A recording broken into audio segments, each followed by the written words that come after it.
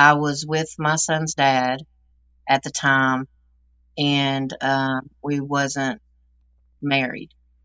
And so I struggled with, like, I thought that I couldn't get saved because I was with him and not married to him. Hmm.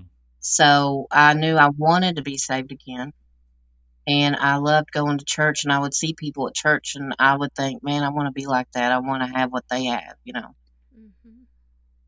And for the longest time, I let that stop me. And we ended up getting married, but then we got divorced and things. And uh, I met Brandon and got with him. So the same thing all over again. I was still raising my kids in church and going to church, and I wanted to be saved. And at the same time, I would like talk to the Lord, and I would tell him that I wanted to be saved and I wanted that lifestyle, but God, I have children and I'm not married, and I just thought that my mindset then, I didn't know any better. And then I don't know, like I felt it so strong, and for about 2 weeks I was picking my Bible up and I was reading it, and I was curious about everything it had to say, and just wanted to get deeper and deeper into the Lord. And on my way to work one Sunday morning, because the church that I was going to then, they only had church on Saturday nights. They didn't have it. The only youth there was my three kids that went.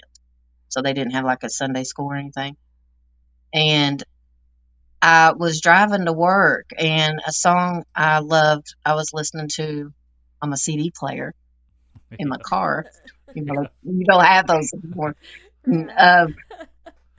But I just started praying, and I was just like screaming out to God and just giving him my all. And I was like, God, I don't care if I'm not married. I don't care if I have children out of wedlock. Like, I will do anything.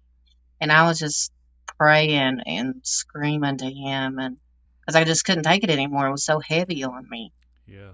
And at that moment is when I truly got saved, and I knew because I felt it. I cried the whole way to work. I don't know who drove my car because it wasn't me.